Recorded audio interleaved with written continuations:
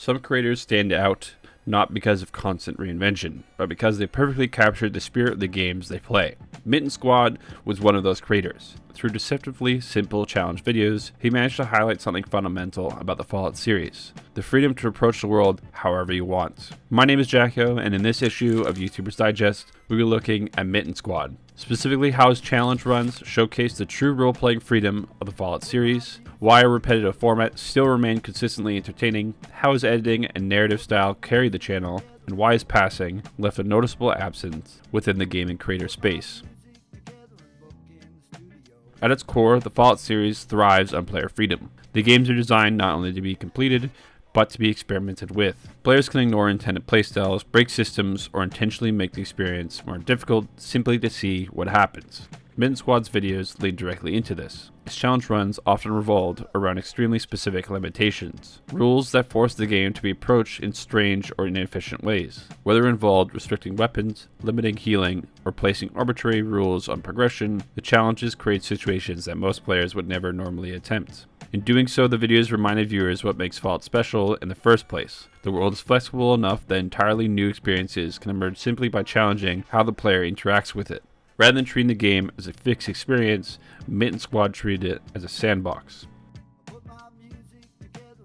On the surface, MittenSquad's content followed a highly repetitive structure.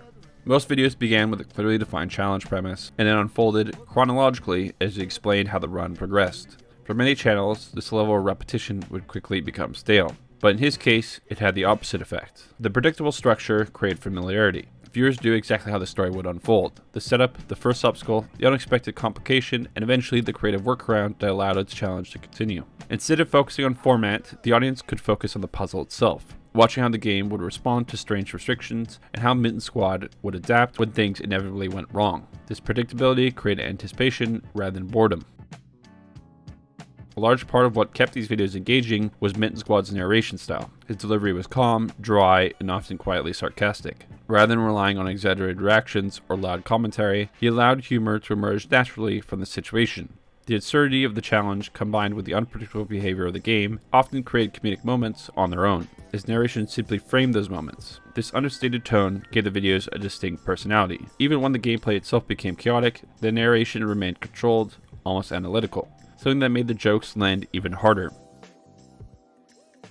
Another important aspect of the channel was pacing. Long hours of gameplay were condensed into clear, efficient storytelling. The editing removed unnecessary downtime while preserving the key moments needed to understand the challenge. Instead of showing everything, the videos focused on the moments that mattered: the obstacles, the solutions, and the occasional disaster when the game behaved in unexpected ways. This approach kept the narrative moving quickly without sacrificing clarity. The result was a style of video that felt both informative and entertaining, something that could be watched casually while still appreciating the strategy behind the challenge.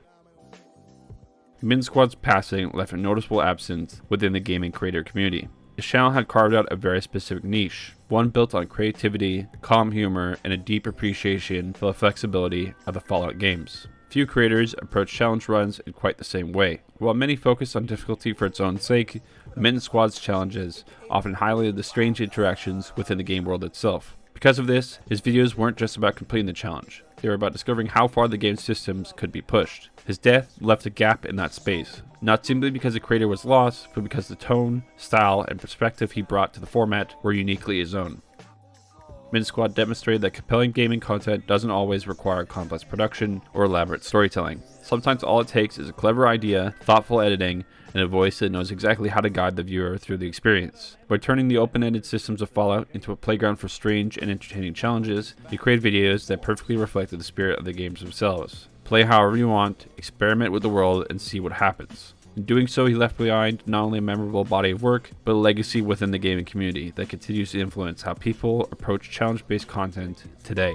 Which is fine. I can tolerate it in this because Bethesda had to do voodoo magic to even simulate a moving vehicle in Fallout 3.